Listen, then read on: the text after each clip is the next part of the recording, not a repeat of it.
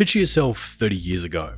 asking the world about Germany's decision to announce its largest rearmament in modern times, and the international reaction being mild at best. Well, 2 weeks ago, German Minister for Defense, Boris Pistorius, announced plans for the latest step in becoming what he calls the backbone of defense in Europe, introducing a historic turn that could have profound implications for Europe and the rest of the world.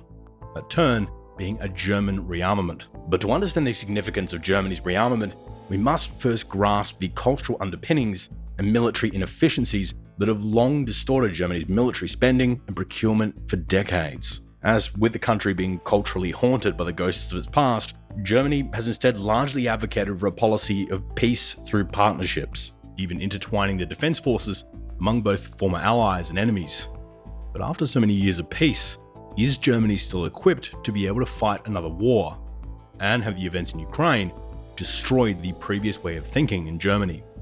Germany is not a stranger to big changes in public sentiment toward war, as just 38 years after the end of the Second World War, on October 22, 1983, 1.2 million West Germans would take to the streets, protesting war altogether, marching in opposition to NATO's deployment of intermediate-range missiles into cities throughout West Germany. And it was through these sort of peaceful protests that we saw Germany tear down the dividing wall, ushering in the longest continuous period of peace that modern Germany had ever seen. Then fast forward a few years later, and the Bundestag is approving a 1.3 billion euro arms package, with Berlin even set to procure up to 1,000 Patriot missiles. And this is merely just the tip of the iceberg for Germany's ambitious military modernization efforts, with a further 3.7 billion earmarked for the purchases of Leopard tanks, F-35 fighter jets, and a whole load of Puma infantry fighting vehicles. However, Germany's rearmament is not just a geopolitical maneuver, but instead, it's an answer to how the European Union will navigate the end of an era which has been characterized by peace and stability, in what the Germans have named their Zeitenwende, or the changing of the times. So how did we get to this point, where the Western world perceives the re-emergence of the German eagle as a positive development?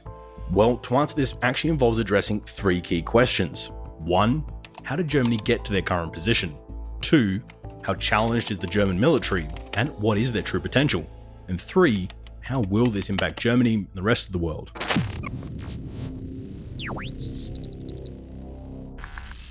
These days, Germany is an economic powerhouse and the heart of democracy for Europe. Yet it wasn't actually that long ago that the rest of the continent saw Germany as a highly aggressive militaristic state,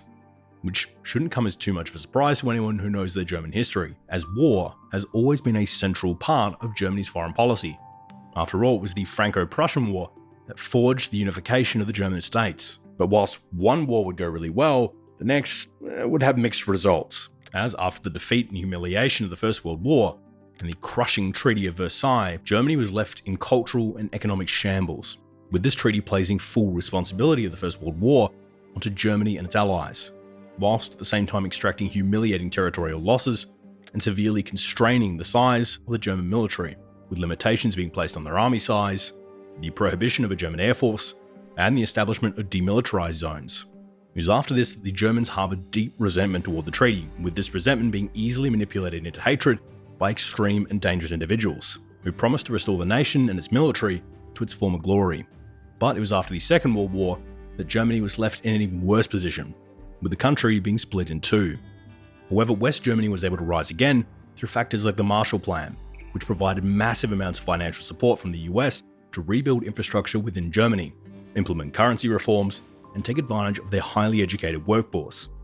Amid the post-war landscape and entering into the Cold War, with Germany finding itself at the epicenter of this new frontline dividing Europe,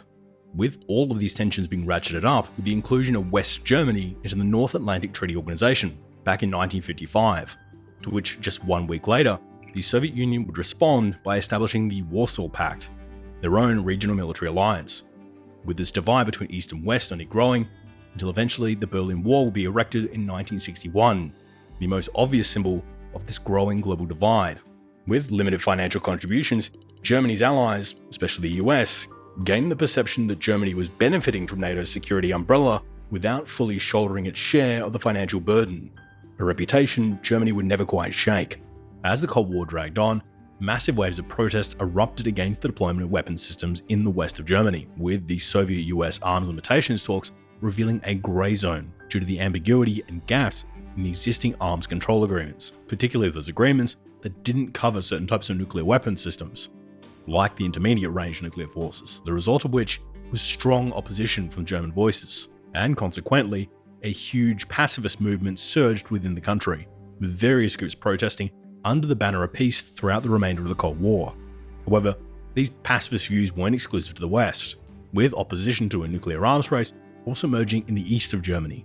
laying much of the groundwork for the protest movement that ultimately precipitated the downfall of the German Democratic Republic, or GDR. This apathy toward the war from both sides becoming deeply ingrained in the German identity, and persisting even past the fall of the Berlin Wall.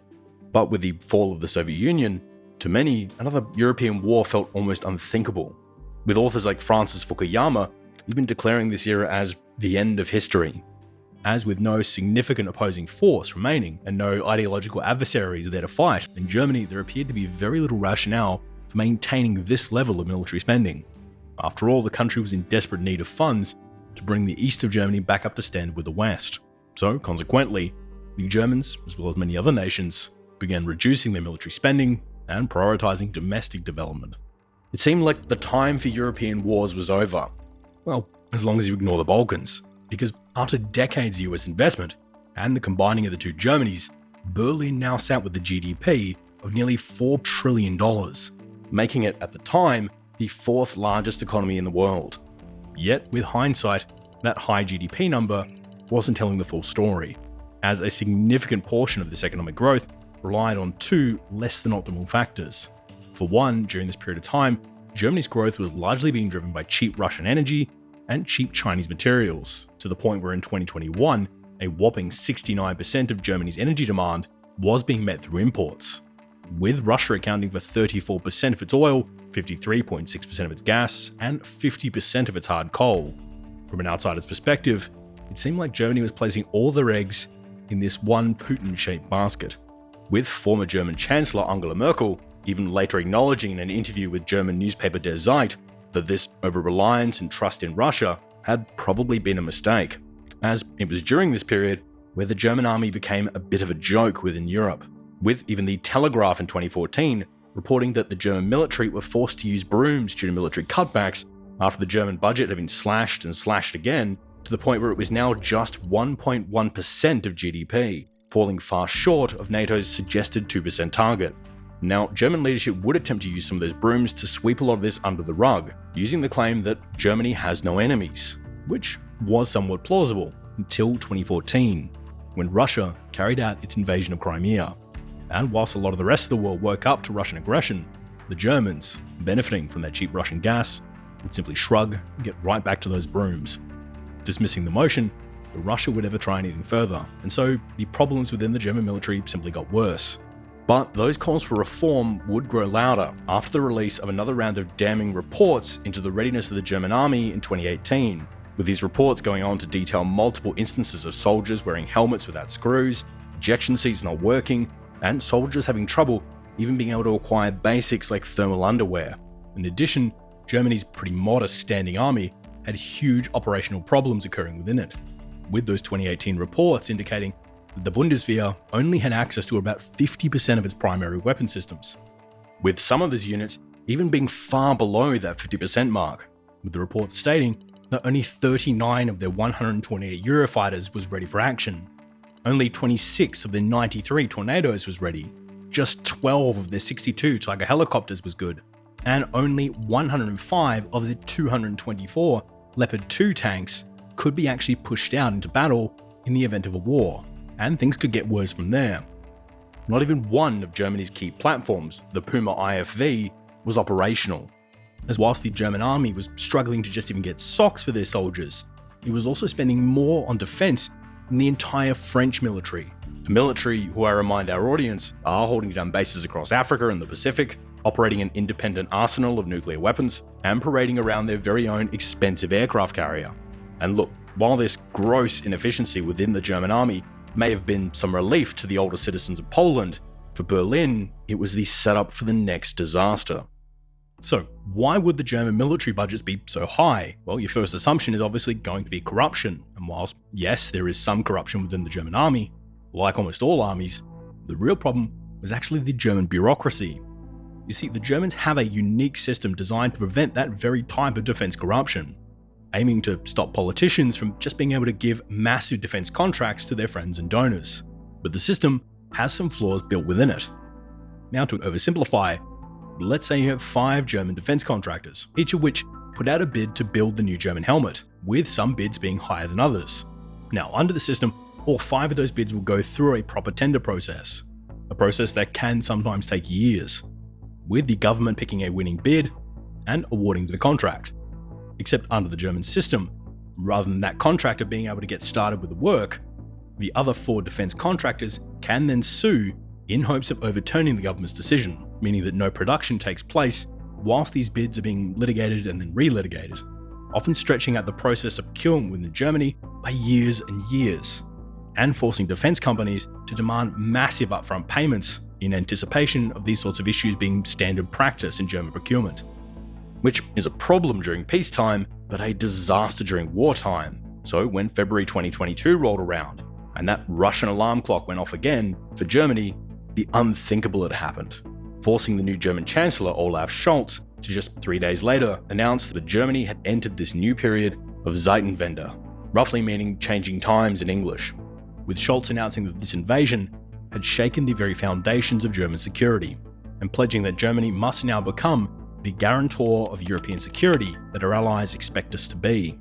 There's also been an announcement of a €100 billion special fund for buying heavy materials, in hopes of ending some of the massive shortages the Bundeswehr is currently grappling with. Although critics suggest that this isn't a silver bullet, because as experts like Roderick Kaiserwetter would point out, many of these initiatives were started far too late, and Germany was coming out of 2022 with stockpiles well below where they were at just the start of the year. However, these discussions about upping military spending and normalizing a forward defense policy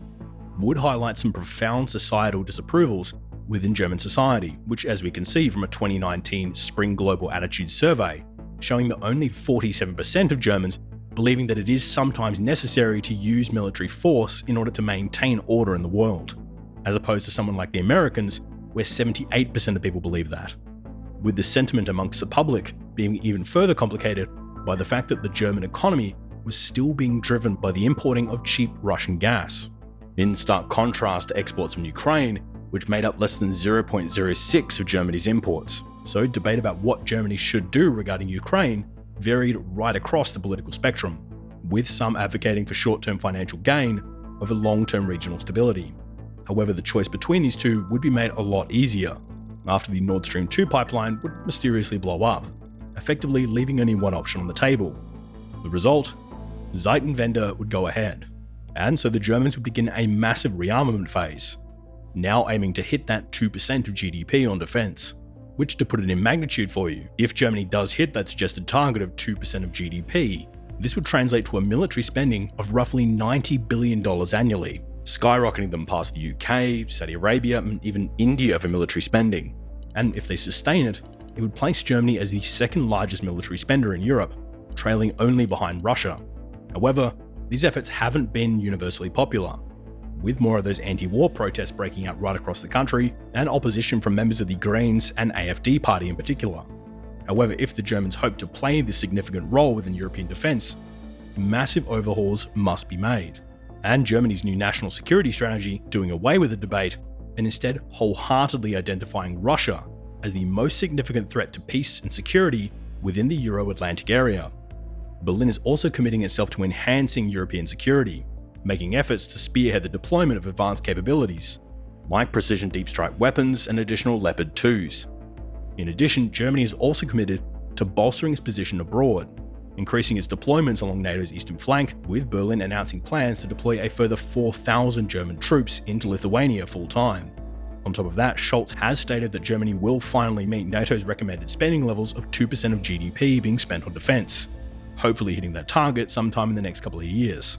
However, he does make a caveat that this may fluctuate from year to year. Germany is also thinking worldwide again, making announcements that Germany will increase its military presence within the Indo-Pacific, with plans to even send a German frigate and a supply ship to the region by 2024, building upon previous deployments from back in 2021, with Germany also upping its international cooperation with its European partners, carrying out a series of negotiations and talks with other continental states to increase inter-European military cooperation, particularly with nations like Czechia, France, the Netherlands, and Romania. The German Defense Ministry also aims to increase its number of active personnel, initially through a voluntary conscription model that offers between 7 and 23 months of service, this aiming to meet some of the shortfalls currently existing within the Bundeswehr. And in September 2022, Germany also established the Territorial Operations Command to enhance its homeland security and better manage its forces deployed within the country, a long called for step that will be absolutely crucial to being better prepared to defend their homeland as well as the European periphery. Looking ahead, Germany plans to put itself in a position where it can provide up to 30,000 personnel and approximately 85 vessels and aircraft at just 30 days' notice, bringing it up to the standard of NATO's new force model as agreed to during the Madrid summit in 2022, and massively ramping up their donations of artillery shells heading to Ukraine from 40,000 in 2023 to 350,000 in 2024. But being Germany, these changes will indeed come with a hefty price tag, as allocating $90 billion worth of military necessities will mean cuts to the budget elsewhere. But regardless of this pushback, these changes do appear to be happening, with Germany's 2024 budget allocating 51.8 billion euros towards defense. But being Germany, these changes all come with a hefty price tag, and if they hope to meet the target of spending $90 billion on defense, there will have to be corresponding cuts elsewhere within the German budget, particularly coming off a negative GDP growth rate in 2023. But nonetheless, Germany seems to be committing to being on the front foot when it comes to European defense. Whilst this is all amazing news for defense partners in Washington, Kiev, and other parts of Europe, there is one underlying factor that Germany is still yet to address. Whilst, yes, Germany is realizing the threat coming from Russia, the reality today is that Germany is still very much in denial about its reliance on China too, with China being the second largest trading partner of Germany in 2024. With some worry that Germany may just be setting themselves up to potentially go through all of this turmoil again, as whilst cutting Russian energy caused massive damage for the German economy, cutting Chinese materials would likely be even worse. As things stand, the Germans have achieved more development in just the last few years than they had in the previous few decades, with the country having entered the 1990s significantly reducing their armed forces, back down to a point where soldiers were using brooms during exercises. However, now, they're rapidly re-emerging as a military powerhouse within Europe,